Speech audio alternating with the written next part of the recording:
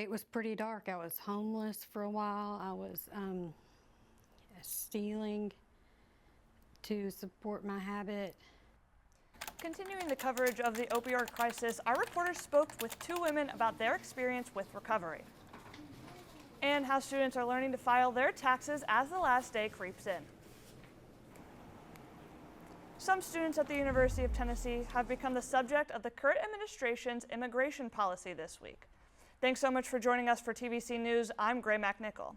3 current students and 1 former student have had their status changed after being identified in a criminal records case filing.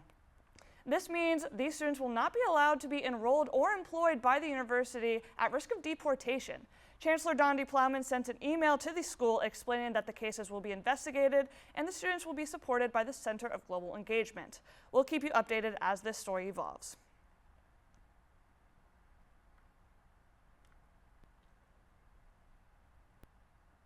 After more than a decade of battling addiction, one woman found healing just outside of Knoxville in more ways than one. Our Bella Frick spoke with her about her recovery and how she reclaimed her life one step at a time. It was pretty dark. I was homeless for a while. I was stealing to support my habit. I damaged a lot of family relationships. Brooke Sparks spent 12 years battling addiction. For a while, it seemed like IV heroin and fentanyl use ruled over her life. It wasn't until a medical episode that she changed her perspective. When I had the endocarditis, it was during COVID, and my family couldn't come in and see me. But they would come every day, and they would look at me through the hospital window. And I just knew as long as I still had breath in my lungs that they weren't going to stop praying for me. So God, if I'm going to live through this, just let me live in a way that they never have to suffer again. After Sparks spent 20 weeks in the hospital during 2020, she took her recovery journey to Beauty for Ashes in Loudoun County. Beauty for Ashes is a nonprofit, faith-based recovery facility that helps women find their freedom from drug use.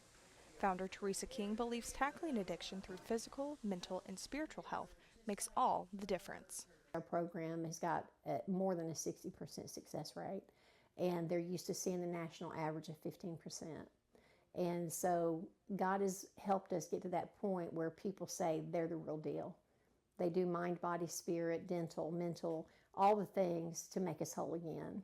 During her stay at Beauty for Ashes, Sparks received medical attention for all of her needs, making sure her health would not distract her from her recovery. I had dental work done. I got new prescription glasses while I was in the program.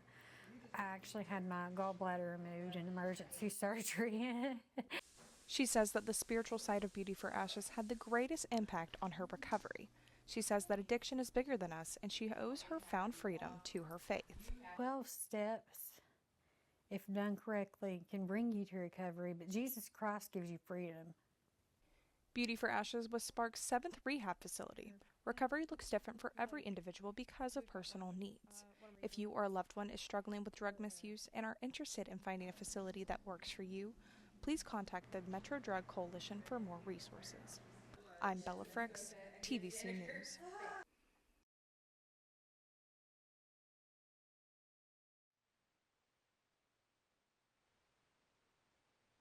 Recovery support, prevention, education, and harm reduction. 3 ARPA-funded grants are discontinued with the federal funding cuts. The executive director of MDC says that this is a clear reminder that MDC cannot let the government determine the future of their organization. Our Kyla Berry sat down with the executive director of MDC to find out how this affects what they do. We're not going to lose a penny. The state is going to step up through that department. The department is going to honor and fund all of the projects in full, in total. He tells us that MDC is now pursuing new grants and expanding its donor base. As our Kyla Berry continues to tell stories of those impacted by substance misuse, she sat down with another specialist at MDC, using her own light to help others. Showing them, well, parents, guardians, what this looks like. Jessica Burke's passion Access these services. is showing her community resources, Made it my life mission to become a walking resource. providing her own community resources she did not have. Know that My addiction became so strong because of the lack of resources. That addiction started when she was young. When I started using, I started off with opioids.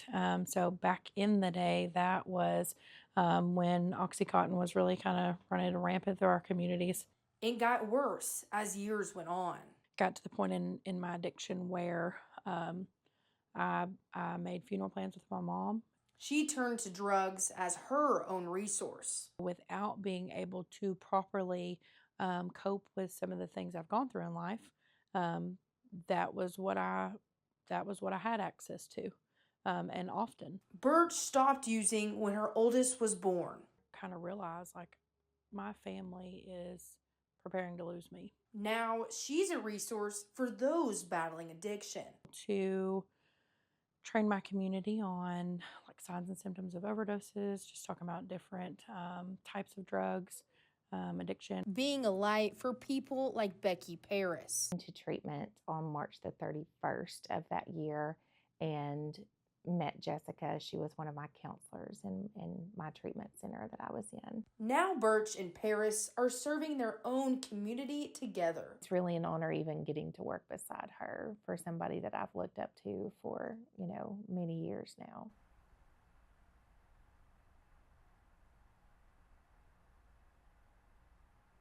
To keep up with more on the fight against opioids and to catch up with the rest of the series, follow us on Instagram at TVC News Now. Tariffs are in the spotlight again with a proposed universal 10% tariff on all imported goods. Our Grayson Thatcher sat down with an economics expert to break down how this could affect you. The foreign governments don't pay tariffs. The foreign companies don't pay tariffs. Rather, that it's the American importer. So then that tax is going to get placed onto the consumer. And that consumer is you and me. For years we've been ripped off and taken advantage of by China and others, in all fairness, but by China, that's the big one. The tariff that's being proposed is a universal 10% tariff on every good imported into the United States. That means there's no more cost advantages for countries to try to give you a discount, so they're just going to shift that entire 10% onto American consumers. When are we going to really start seeing those possible price increases? When are we going to really see it and really start feeling that impact? So when the store starts running out of their inventory bananas, they're going to have to order more from Honduras, and then I will have to pay that 10% tax on those bananas as a consumer. It was written as something that I think was very positive for the world and for us. Some people also say, well, we're going to make revenue off of tariffs. But I like to point out that the most effective tariff would set the foreign price equal to the domestic price, and there would be no cost advantage for you to buy cheap Chinese t-shirts. So then you would just buy American at a higher price, and there'd be no revenue generated. So how can students then, or just community members in general, start preparing for that price increase? Yeah, so I think one of the best things that we can always do, because whether it's public policy or a pandemic or a recession, is we just always want to be prepared. So it's always smart for us to avoid unnecessary consumer debt, hold cash reserves in our bank accounts, be ready for a kind of a rainy day.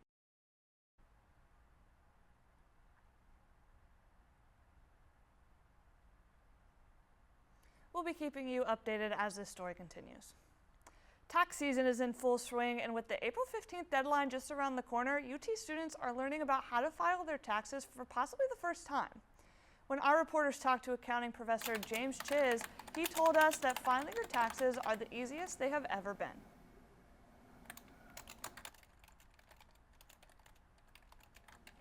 I would say the easiest way these days is one of many cloud-based tax preparation software tools that are out there. There are many different ways to do your taxes, whether it being in person or online, one of the easiest being TurboTax. More construction in Fort Sanders as Knoxville Utilities Board begins its work on Grand Avenue and blocking some spots students rely on for parking. Some students who park in the area say they're having to find other spots that are further away, sometimes circling the block for up to a half an hour, only to find a spot several blocks from where they live. Other students we spoke to say they have to pay up to $100 extra per month for a parking pass in a lot. You can find more on construction on KUB's website.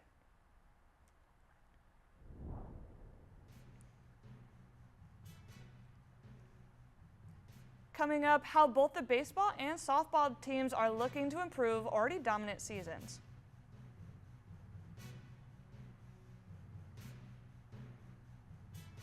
And how a group of students came together for a large-scale student production.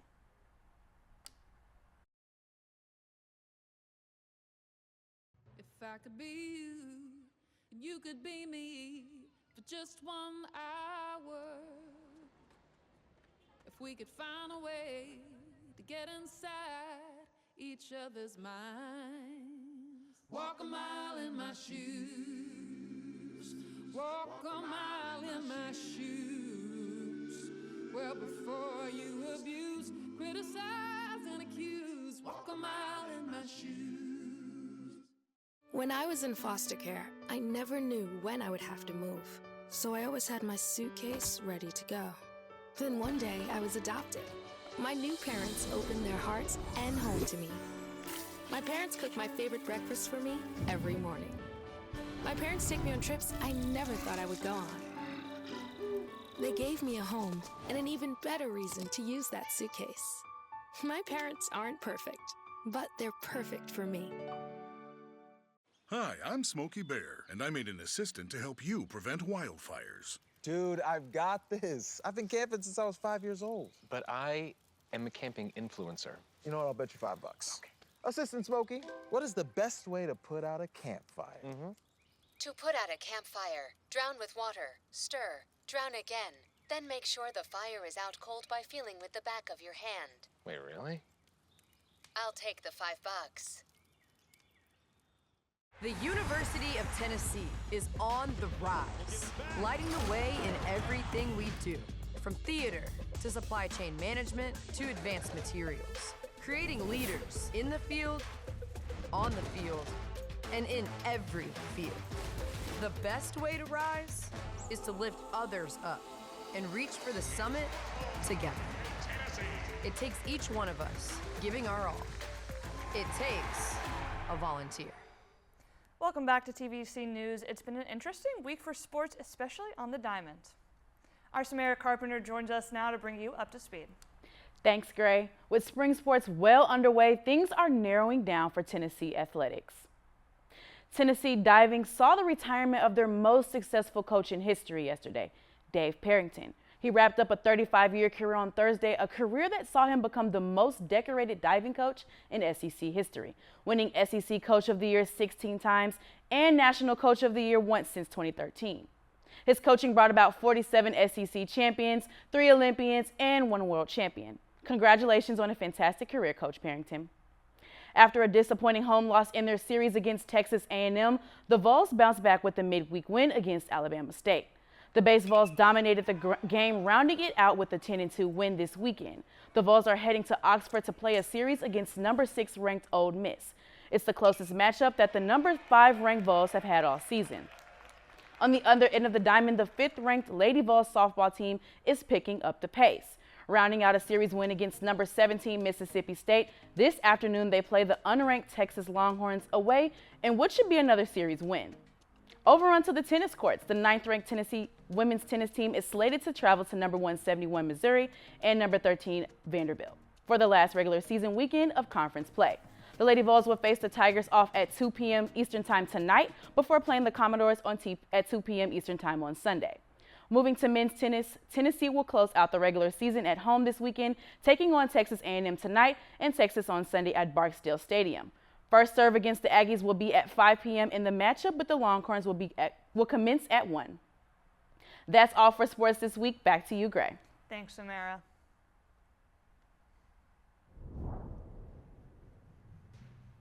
If you have any clothes that you don't need, like if you're graduating soon and you want to bring in clothes and donate it, that's also awesome and a great way to support the pantry and the closet. Graduation is just around the corner, but so are job interviews. A clothing pantry on campus is here to make sure you look the part. Whether it's our stories, the warmth of our laugh, or our family's secret sauce, we all bring something different to the table. So make some space. The power of connection is waiting right outside your comfort zone. Learn how you can help strengthen your community at belongingbeginswithus.org/teamup.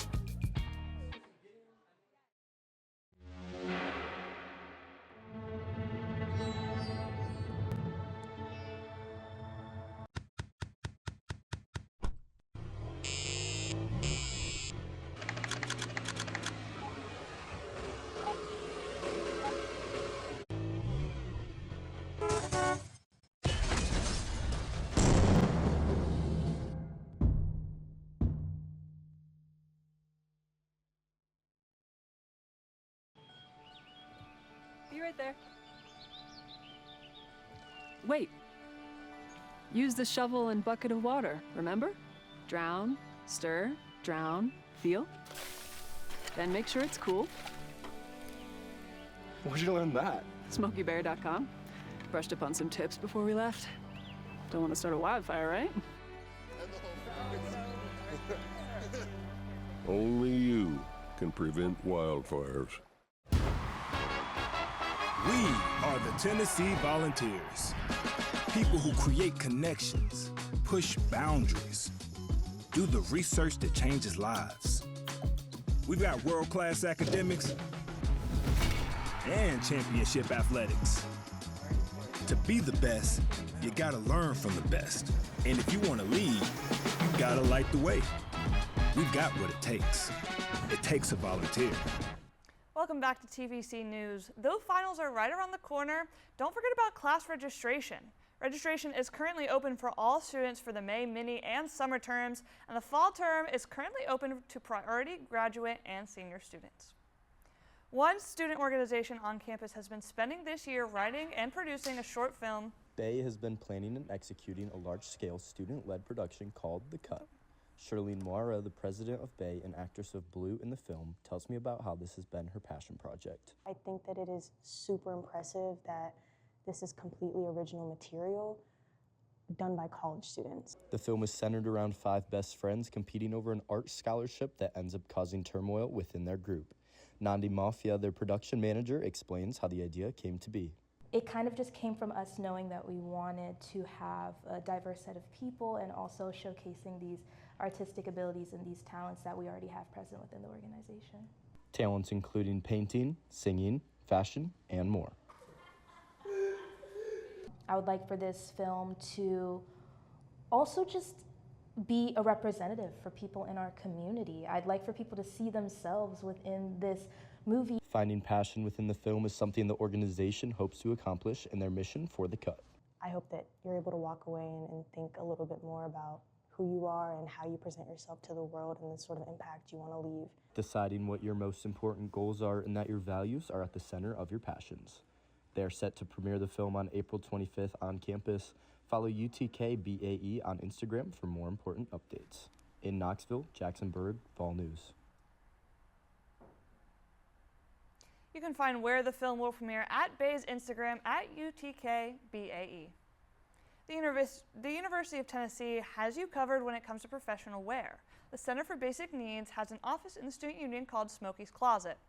Our own Caitlin Kirkpatrick brings us there to check it out.